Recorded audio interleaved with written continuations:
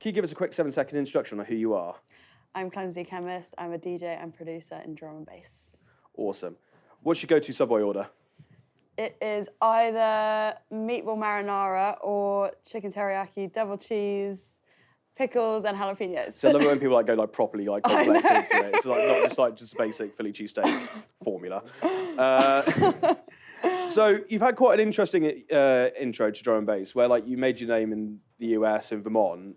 So how did that come about? I was doing a year abroad, so I was living there for a year and working in labs, and there was no drum and bass scene whatsoever. It was all dubstep. Yeah. And I was like, I got decks, and I started doing that open decks nights. So you were putting on the open deck night, or were they doing an open deck? No, they did one anyways, which was so great. So a lot of Americans played dubstep, and all of a sudden you rock up playing some drums. How did that go down? To be fair, there was quite a crossover. There was a lot of people that loved dubstep, that liked drum and bass. They just didn't know what the genre was called. Yeah. And those were my people. They were the closest people I could get, some sort of scene and culture to drum and bass. So was it quite a good scene? Because one of the questions we were going to ask was how did you find the comparison between the UK and the US scene? Is it sort of the same attitude, or is it completely comparable whatsoever? As in dubstep or in drum and bass? Well, just the attitude to people over there for try dance music. It's hard because Vermont is just not and I know the drum and bass scene in Denver is popping, but Vermont there is literally none, zero. Bernie Sanders is Vermont, isn't it? I can imagine it's a bit of a quiet. I saw him actually. Did you actually? Yeah, Sorry, how did you think? He was just there cutting for around. some talk thing. Oh, so he wasn't just listening to the D&B, just being listen to a bit of No, KlumzyKhemist on the decks. he didn't come to my set, unfortunately. Oh, I've got a lovely image of little old Bernie having a bit of a skank with his grey hair, just bobbing about. I wear the t-shirt I got there as a pyjama top. Yeah, because he ran, didn't he? It was Sanders, so much. Yeah. That is quite cool. So you just mentioned labs there. So obviously you were doing a mad degree, you did masters in chemistry and all that. Why music? I didn't choose it. It chose me. Yeah. No, it just kind of happened. It was chemistry I've always been, and I always will be, fascinated by. But as soon as I found DJing, I just felt like it was the immediate path of what I had to do with my life, and there was just no other question to it. It just didn't really feel like a choice. I've done jobs alongside music that have to do with chemistry, and it's still I'm just itching to, put my whole life into music. So yeah. Well, you smashed it so far. So from Vermont to here in Bristol, what do you reckon is been your best show to date and your favourite city to play in? Okay, so best show, definitely Shambhala last year. It was just a bit epic. It was just crazy. It was the biggest crowd I've ever played to. And at the time, everything felt so surreal. I was just kind of numb. I'd never played to that many people, and I didn't really realize how awesome it was until it was over. And the next day I looked at all the videos and I was like, oh my God, that was actually insane. It happens sometimes, Boomtown, if you just play to so many people, you're just kind of in a zone. You're you can't think about anything else until it's over, and then you're like, shit, that was amazing.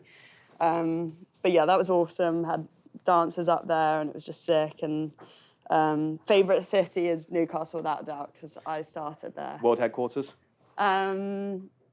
That and Digi played recently. That was great. Where did they used to have MSA?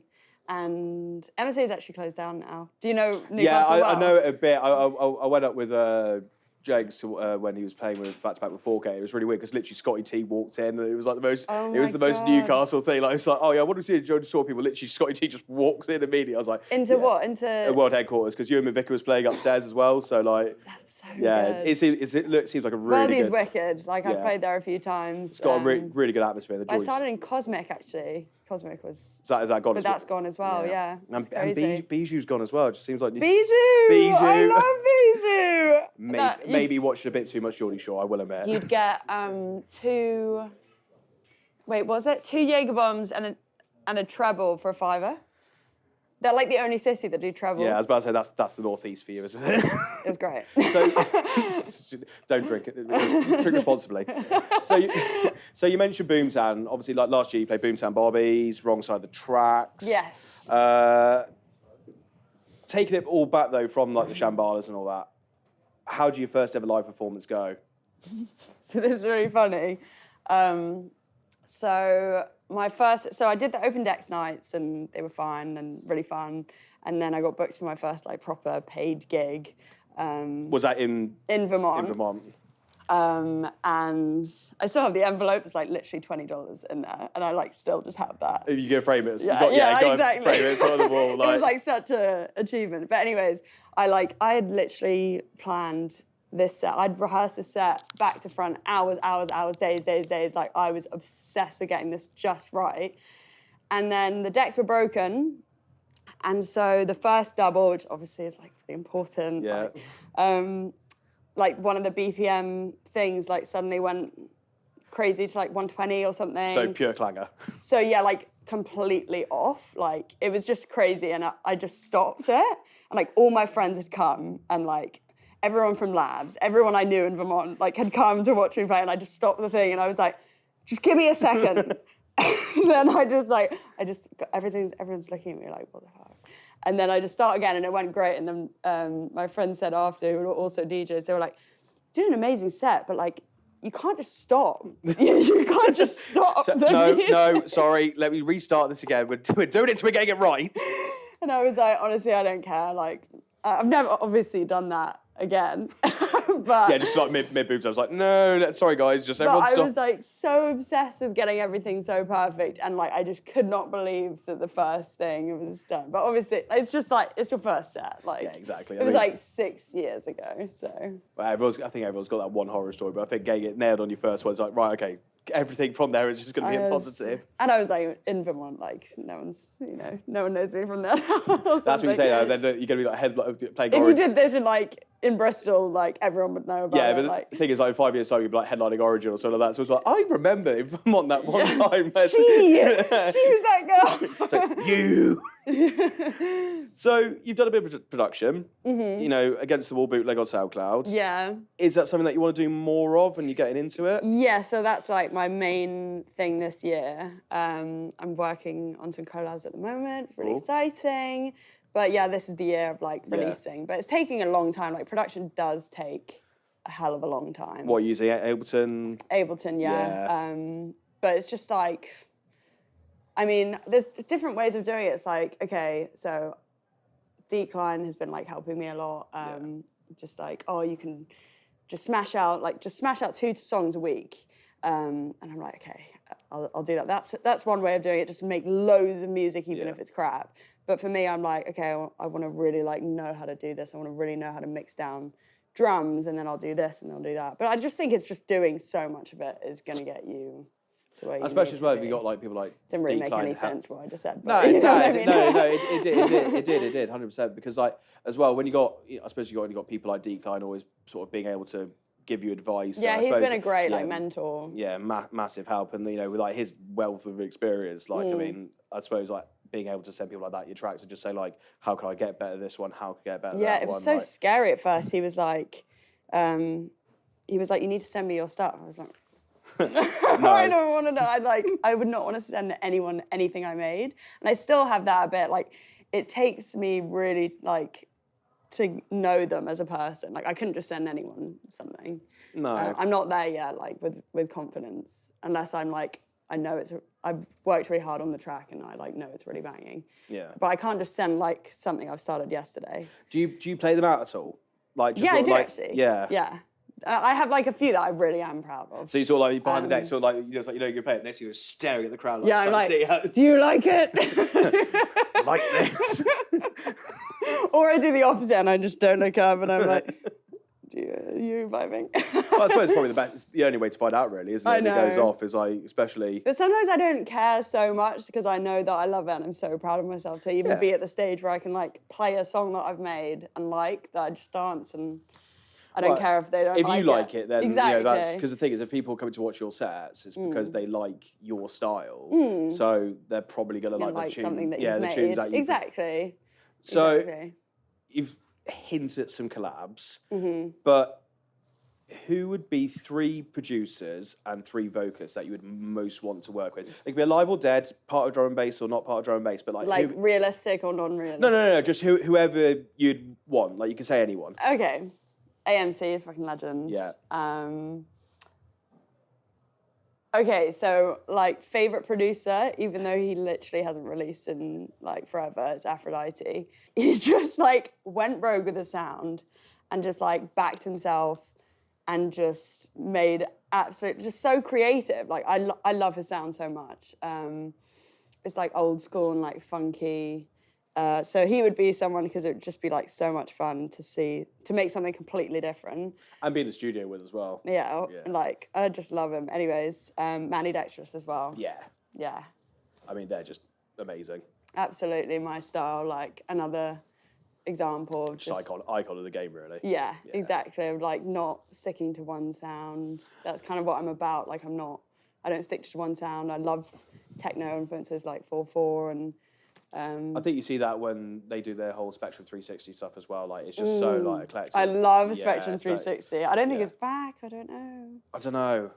To be honest, I think Boomtown's trying to keep everything pretty locked down this year. In terms of the drum and bass, yeah. Yeah, I know, but I mean, because we went Spectrum literally before Pendulum, and it was just atmosphere in there is just like it's wicked. Yeah, the best. Yeah. You could just spend your whole Boomtown just in Spectrum, just getting absolutely lost. But it's like, oh, hang on, shit, there's another festival going on around this. Wrong Side as well. I just Wrong Side. Like their lineup last year. Oh my god, like Bish and Circadian. Was that mad just playing on that stage? Just that was like insane. Yeah. That was because it was rammed as well for Mothership as well. Like it was properly busy, and it was pissing it down. Yeah, and my mum came to see me, which was great. That was just like a moment. Like my mum literally was in Boomtown. Like what the hell? Like, for me, that was just mad. You like text. I think it was like Morty was a garage DJ who was on after you, and his decks just kept on cutting out. Like really? Yeah. So I think you lot really got away with that one, which is like good. That sucks. Yeah, but it's Boomtown, isn't it? Weather's just gonna be pissing down. Because of the rain. Well, I don't know. I mean, I feel like I might get an angry letter from Boomtown now. Please don't hate me. We love Boomtown. We love Boomtown. Give us a stage, Boomtown, please.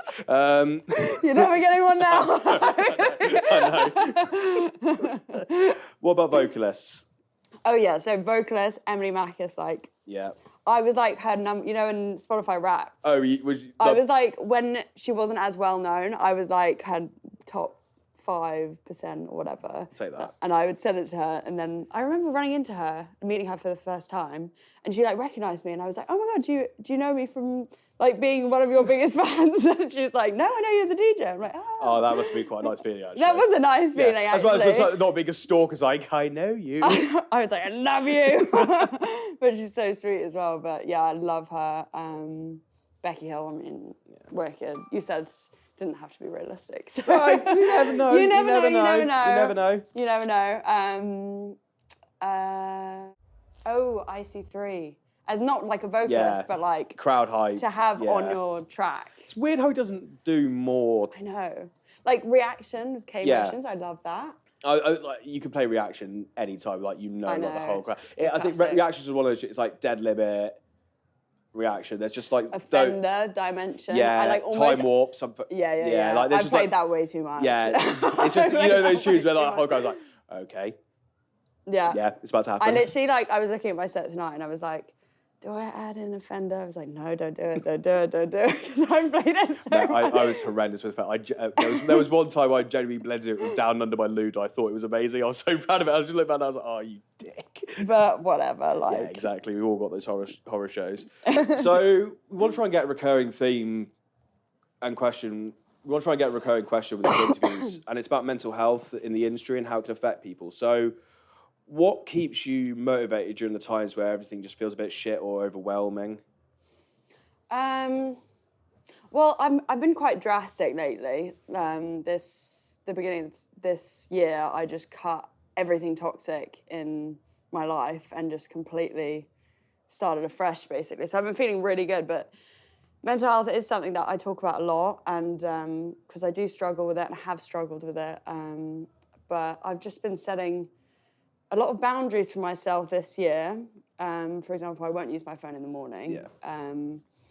And I'll leave my phone at home if I feel like it's getting too much. Like when I post a video now, like it's so easy, you post a video and you stare like, is it doing well? Is it doing well? And my brother said this to me because he's in music as well. He said, it's crazy with posting a video, you feel, and if it doesn't do well, or if it doesn't go viral. Oh, it genuinely, like, you look at it, it's like, you're a failure. yeah, you feel like a failure. Why is this not happening? Like, just like, and like you put so much effort into content from time to time. Yeah. And it's like, fuck, why is this just not going right? But I know, Keep watch off the track. yeah, subscribe to the YouTube channel. Hey guys, like and subscribe. But yeah, it's definitely, like, I think, watching your analytics, don't go, it can be really useful from time to time, but I think when you when you use it as like, okay, like maybe this was too long and maybe this, but like the immediate sort of emotions, the dopamine hit of it all. Yeah, you feel like, so basically I find it really important to, like, if I post something, I won't look at my phone for like an hour or two.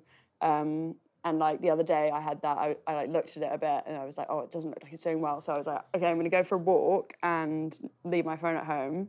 So that was good. And also just like moving on to the next thing. It's like, I'm very on the like, okay, social media, I see that as a job. I do the post, move on to the next thing in production. If that doesn't do well, I can do well in this other thing. But lately I've just been cutting out all the toxic stuff. So I only kind of have myself to blame if I'm not achieving something. I'm just in like a very sort of motivated it's good sort of like being able to like sort of focus on goals as well. Like you said, getting rid of all the toxic elements is such a benefit in life, because like you just don't have those like negative influences, because you're not thinking about X, Y, Z. You just go, right, I know exactly what I do A to B, get it done, sorted, then be able to like move on with your life and not have to like be thinking about it 24/7. It's not always easy though. I mean, I find the mental health thing, I find it's all about my phone. Yeah. I mean, maybe other people don't have that. Maybe it's to do with other things going on in their life as well. It doesn't help. But I just think, get a different relationship with your phone. Set some boundaries. I'm doing like a gratitude journal in the morning. That really helps. Setting out goals at the beginning of the day and like little like nice reminders to yourself. And I'll have it like open of just like being kind to yourself, or give yourself a pat on the back for doing this. What will you look forward to tomorrow? That you achieved something yesterday. Like those sort of mentalities. Yeah, little boosts. I've found them to be quite helpful so far. But no, mental health can be a nightmare in this industry. Yeah. It's just about knowing yourself and knowing your triggers and avoiding them, and having better coping mechanisms, basically. Yeah, don't think it's any better, really. So what's one thing that you would like to take out of drum and bass for 2025? But then also, what's one thing that you would want to put into drum and bass for 2025? Could be UK specific, could be genre specific. It could... Interesting question. I would say taking out, luckily I don't get this that much. I haven't got this that much, probably will, because everyone seems to. But I see so much hate online for other people. I'll watch a video of somebody else and I'm like, oh, that's such a sick video. Could not think of a single thing wrong with it. And all these hateful comments, like say their stuff goes viral or whatever, such hateful comments. It's weird just because, like, you know, they sit on TikTok and, like, you know, they've got an anonymous profile and they're just so willing to just like slag something off immediately. But then it's like, they don't think about the other people on the other side of it. And yeah, I think about it not just in drum and bass, like Ariana Grande, like her and Wicked, like there's been a lot of press. I've been seeing, for some reason, it's been all over my page. I haven't even watched the film, but so much stuff is all about her like appearance, how she's looking different, and she came out and she was just like, I am literally a person. So yeah, I would take that out. Some kind of banning of like negative comments. Yeah. I don't know, or just like people just supporting each other a lot more. Just having more awareness about that, I think. And what would I put in? What would I put in? Yeah, just the same, like, just more love for each other online. Just take like, out negativity, just put in more positivity. Yeah, exactly. Everyone's doing their own thing. It takes a lot to, like, put yourself out there online, even if it looks like you're super confident. It's a lot. You are literally like throwing your vulnerability to the whole world, you know? Yeah, and you're just on a screen, so they don't know you as and that's really the point of these interviews, is to get to know you as a person. I think that's why, you know, stuff like this is important, is so people do see the full picture behind the person that they go to watch at a rave or see on their socials. Absolutely. Like, I literally pretend to be confident in these DJ videos that I do, like the ones at home or whatever. I pretend I'm like, okay, I'm super confident. I love being on the camera. I hate it. Like, I'm so nervous doing this thing right now. You're nailing it. But, like, you know, people who are strangers will think, oh, yeah, she could take some negativity, probably, you know? So, yeah, it is important to remember people are human beings. Human beings, exactly. So, pretty much covered everything, but what's one sort of, is there a final point that you want to get out, a final message to anyone watching, just sort of? I would say, because this is something that I've struggled with comparing myself against other people and maybe like, yeah, I mean, that whole way of social media and stuff, I would say stay in your own lane, stay in your own journey. Don't worry about, I mean, is this to DJs? It could be about anything. If you're a DJ or a creative, like, don't worry about what other people are playing on, where they're positioned, where you're positioned, how many gigs they have versus how many gigs you have. Just stay in your own lane, stay in your journey. Like, you could suddenly blow up, they could go off. Like, everyone's in their own journey, and like, you're never gonna match somebody else's. And the more that you try and match somebody else's, the more you're not gonna succeed, because you're not gonna be yourself. And you can't fake a different version of yourself for so long. Like, you should just be yourself and you'll be better in your head, you know? Perfect sign off. Well, thank you very much. Thank you. Right. Sound.